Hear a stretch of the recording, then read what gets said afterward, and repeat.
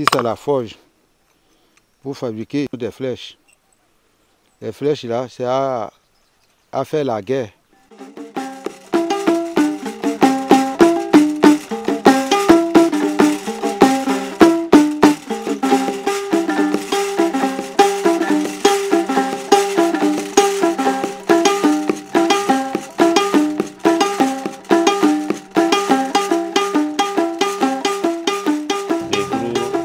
Partie de la commune de Ndali.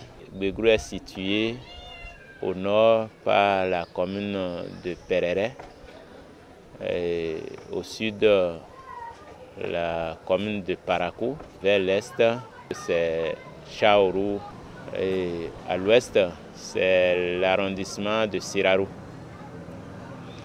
Donc Gbégrou a une population de 11 610 habitants.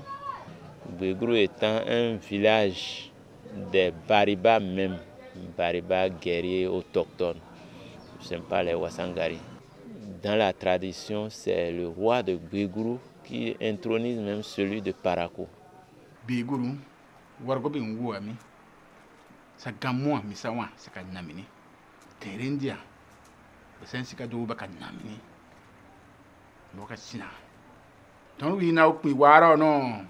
Kama win to sin dugere. Je dra Gbégrou bi pour uran toru son. Nous sommes sur le site sacré de Guinaboru. Guinaboru est un coup d'eau qui incarne une divinité qui a des vertus très importantes pour la population de Gbégrou. Guinaboru, avant la fondation de ce village, regorgeait des girafes. Donc ce sont ces girafes que les premières populations qui se sont installées ici sont venues chasser et ça leur a plu. Ils se sont installés sur l'autre rive de ce cours d'eau. Bonandano, c'est un site très indispensable pour la population de Gbégrou parce qu'il renvoie plusieurs facteurs très appréciables, très considérés. Tout d'abord, Bonandano, lorsqu'un couple reste pendant longtemps sans trouver d'enfant, lorsque vous venez ici, vous faites des prières d'invocation, Bonandano peut accepter et vous donner un enfant. Cet enfant peut être un garçon comme une fille. Lorsque c'était un garçon, il porte le nom de... Un garçon aîné, il porte le nom de Worutobu. Si c'était un garçon cadet, il porte le nom de Sabinano.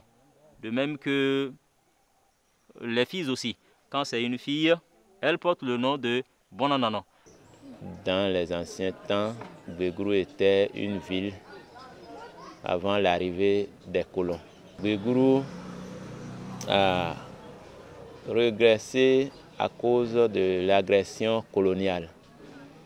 Quand les Blancs étaient venus, beaucoup d'événements se sont passés ici qui laissent des traces. Ça veut dire que Gbégrou, c'est un village bien riche dans la culture.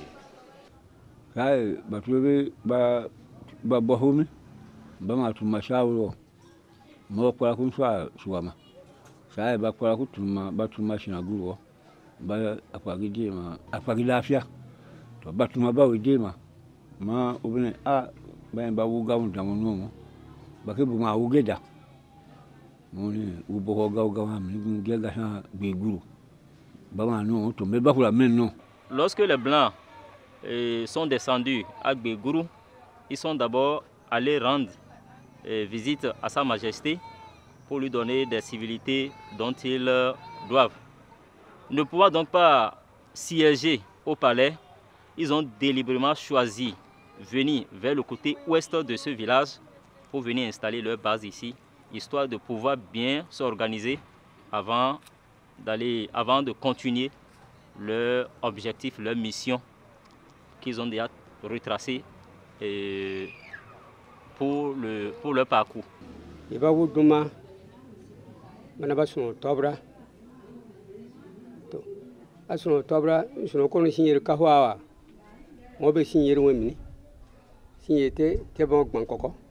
leur mission n'était pas d'attaquer Gbeguru, mais au contraire, ils voudraient juste établir un pacte entre les Noirs et les colons.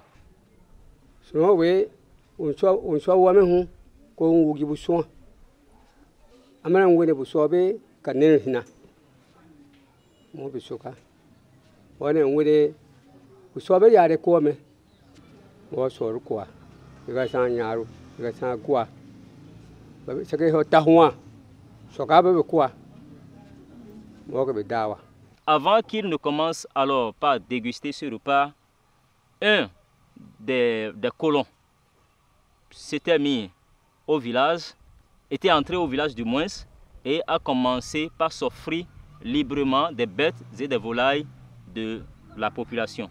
Donc, ne pouvant donc pas supporter alors cette taquinerie, un vaillant combattant de Gbeguru a lancé une flèche sur l'individu et le blanc, ne pouvant donc pas supporter alors cet affront, a décidé d'immoler tous ceux qui leur ont apporté des repas. Parmi eux, qu'il y a eu certains, par mystique, se sont retrouvés à l'intérieur du village et ont annoncé que dans l'endroit où la population recevait alors ces étrangers, il y avait déjà du chaos et que chacun se prépare pour aller contrer alors les Blancs.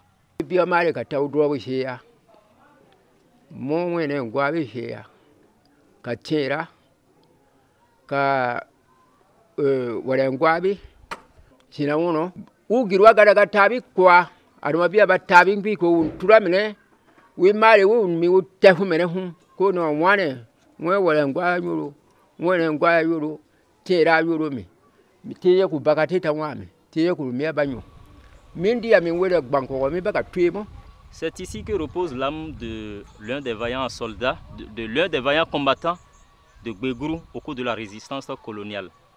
Sabi Ira est un aveugle qui avait sa cabane ici. Sabi Ira, oui, il va tabimo, windirumo, chacho, baba, di bureau bamo, ba don solewa, di kadambia, to don son kravunson, maba fino yaba, ba fino yaba nemene, don sukun kawi pitani chansu yarimo. Taudroa, ba wi marawa, kawokuru. Dede minwe la mwamini ba mi beriwa amera nwe binu shari noni yiri ekpro ama go kunga widi hiamo to merena baturebe iba tabi mo mijo ba dukade buka shonya tamanda yeba gushon wi shirante kwa mi fino mindi awura nshon yare batwe wunu akora po to po ponga duro mi akwa da pahira woma wi ma pan weje yandi po wito po shura mi ube tue momi mindi yare bade manwe untu batwe wituma dede mi uduka dono mindi awura oh no unduka trage ya po pahira woma mindi ya bemba giya ma jitemi mindi ya kokoshi nsumo umwe widira mo dite do me baka yina to sai umma kure mi ba undi te winti ka mi odo maka wi shan. Les Bariba ont voulu ériger son tombeau puisque c'est un Bariba authentique dont leur tombe est souvent circulaire, donc il faut refaire la tombe de Sabi Ira à travers une forme circulaire, ce que nous observons aujourd'hui.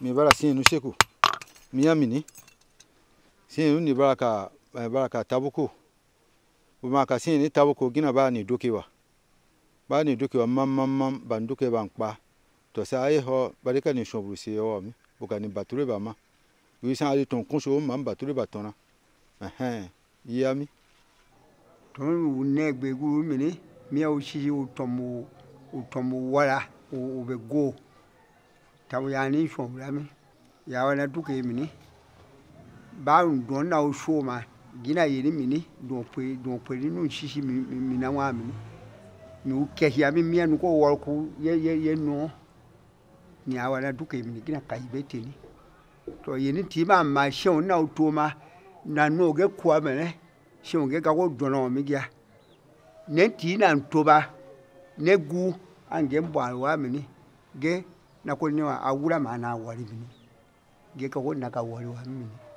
Bona Nanon a contribué au cours de la résistance coloniale ici à Gbegru. Le prêtre avec certaines personnes venait auprès de Bona Nanon pour demander à ce que la doctrine ou les pensées que les colons ont pour les anéantir, que Bona Nanon fasse quand même son effort, qu'il œuvre pour que toutes ces doctrines-là, pour que ces derniers s'entremêlent, pour qu'ils ne s'entendent pas, hein, histoire de ne pas pouvoir quand même les vaincre. Aussi, ce qu'ils ont apporté comme gris-gris, Bona Nanon neutralise.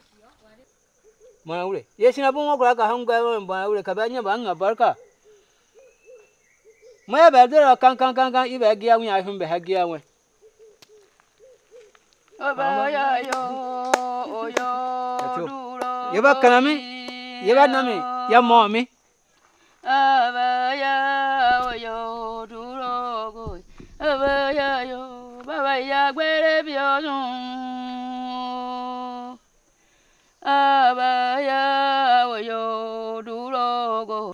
Bana Gbegru ntawuso, saga hatabi bushewa, bana bayira badomarukwa. Bana tonkugo ba hungwema, ngwe bugo ma hanta gidi bana awo. Yan kpa yakura. Saga bese, behe ngume, beba hungwamo, behe habe wamo, ikobe tabudi. Bae menkwa mendira, bugo duki, na habaka duki. Ba mama kae marawo. Ba meshwemi. Ba mama kae mara, na habaka duki, wiba ashobemi, a ukoha ederi. Dans la résistance de Gbegru, au moment où la population était déjà en guerre, certains ont pensé à venir implorer ce Dieu en apportant leurs flèches qu'ils ont déposées au pied de ce table-là. Et ils ont demandé également à ce que le prêtre fasse des implorations, hein, des invocations du moins, pour pouvoir quand même battre ces colons-là.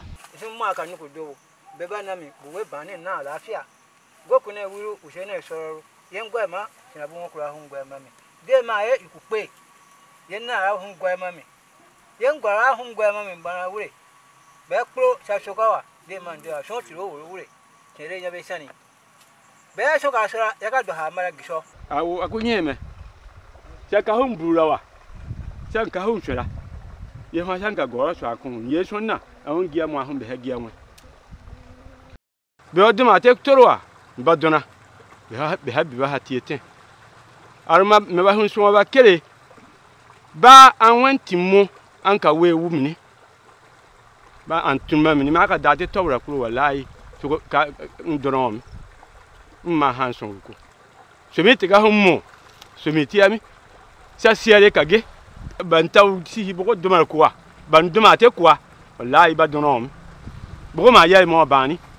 Nanon, depuis qu'il est ici, depuis que la population de Gbegru est venue au bord de ce cours d'eau-là, on n'a jamais entendu qu'aucune personne s'est noyée dedans. Pourtant, c'est par là que la majorité de la population traverse pour aller au champ. Mais jamais, on n'a jamais entendu un cas de noyade. Lorsqu'on veut se noyer, mystiquement, quelque chose vous transporte et vient vous déposer au bord de sa rive. Après la guerre, les colons qui étaient victimes de ce combat ont été rassemblés dans cet endroit et on les a enfouis là. Suite aux investigations faites au niveau de certaines personnes, on nous a dit que ceux qui sont blancs dans ce groupe ne dépassaient que 5.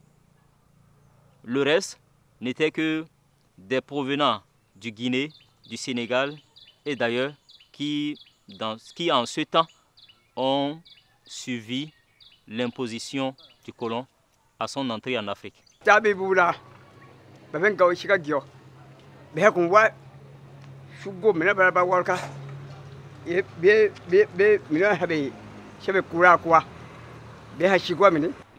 Des années après leur départ, les autorités ont quand même conservé cet endroit historiquement. Et lorsqu'il y a des essais militaires, soit à Parakou ou bien de Bembereke, les militaires d'alors venaient ici pour s'entraîner Hein, en ce moment-là, il n'y avait pas d'abord des habitations vers ici. La colonisation a été l'une des doctrines qui a apporté l'évangélisation sur le monde africain comme sur le monde entier. Donc, vous allez bien voir en face de ce site qu'il y a une église qui est érigée non loin de ce site-là. Pour ne pas décapiter le roi, il fallait transporter Sa Majesté depuis son palais, l'amener ailleurs, hein, qui va lui servir comme un endroit de refuge jusqu'à la fin de la guerre. À quelques mètres de Bonanano se trouvait cet endroit-là où ils ont fabriqué un abri sommaire, un abri précaire pour que le roi séjourne en attendant que la guerre ne finisse. C'est juste après la fin de la guerre que Sa Majesté a été encore appelée pour rejoindre son palais.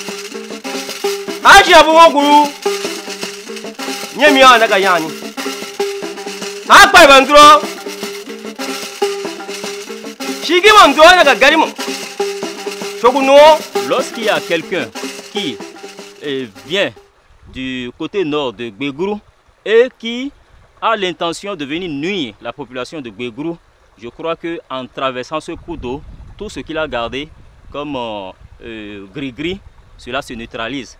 La preuve, lorsque Woro Kasakperegi est quelqu'un que le monde Bariba connaît très bien, le justicier, quelqu'un qui rend toujours le coup, hein, qui rend toujours un mal par le mal, hein, œil pour œil, dent pour dent. Il avait l'intention de venir détroniser le roi de Gbeguru. Mais avec tout ce qu'il a eu à faire, tous ces arsenaux qu'il a préparés depuis Perere, quand il a traversé ce cours d'eau, arrivé à Gbeguru, ils sont devenus de véritables amis. Ce qui a fait que le roi, dans le temps, Sinawaba Tabuko, lui a donné sa fille Nyokenogi en mariage. Et puis il est resté pendant 3 mois, 15 jours dans ce village. Il est parti sans aucun problème.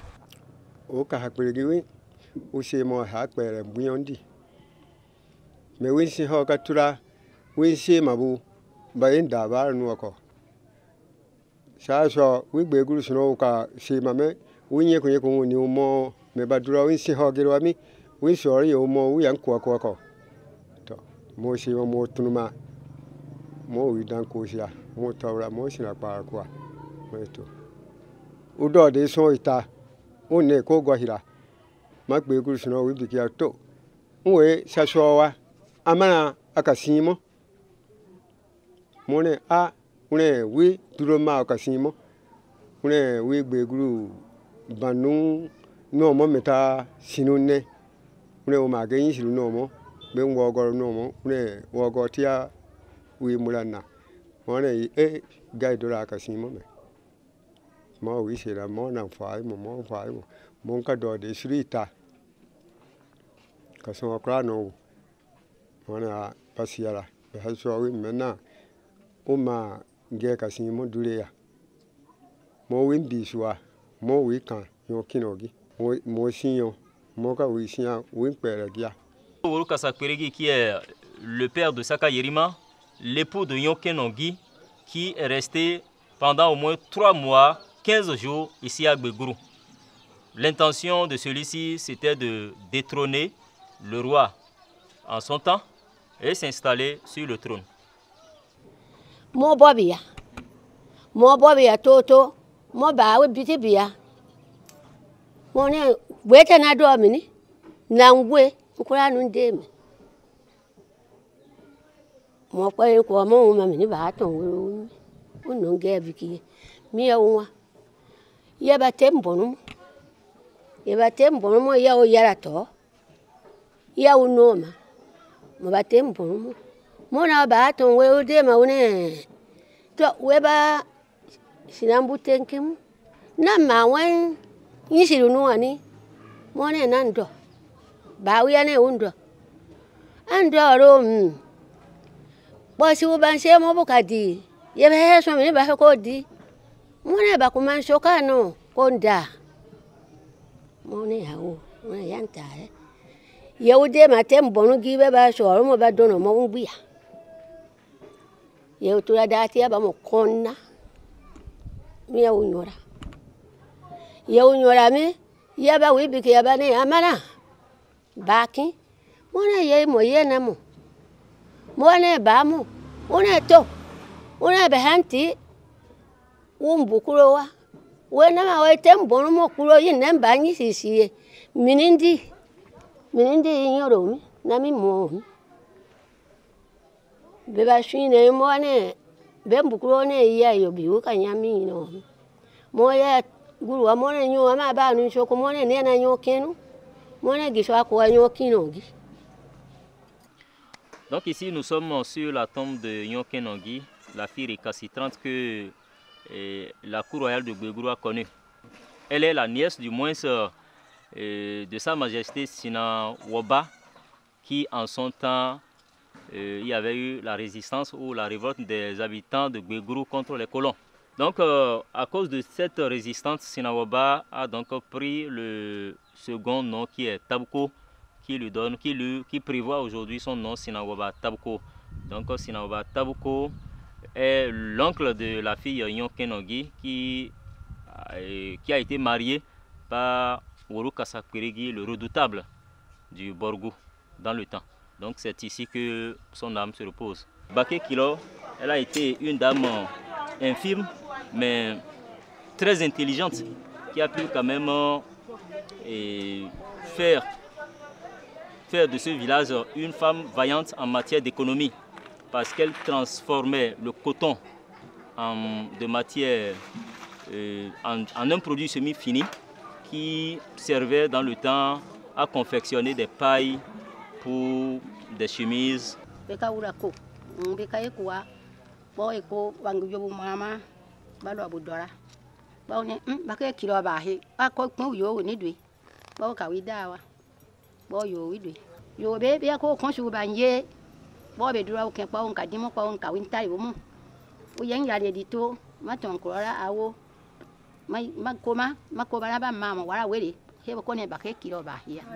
Cette chaîne servait à Baké Kilo de maîtriser des esclaves qui, entre-temps, étaient tellement violents, ou parmi ces employés qui ne voulaient pas obtempérer ses ordres, on essayait de lui mettre cette chaîne-là. Donc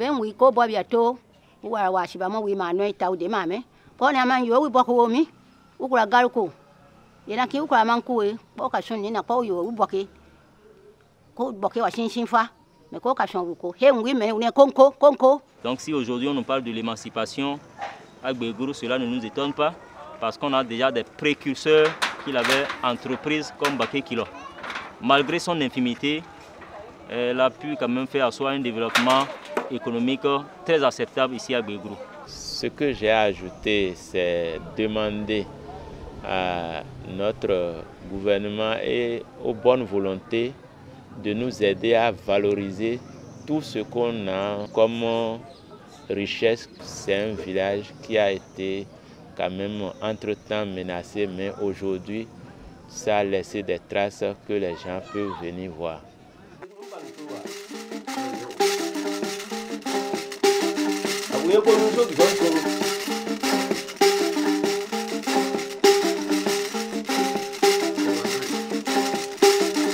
Waba Togo bume Yaki ndio oshima Yo no shina Gbeguru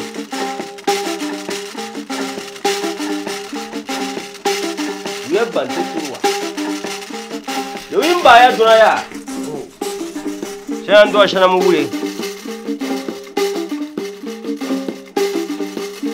Yashina bu Togo bu Mawi wule oshina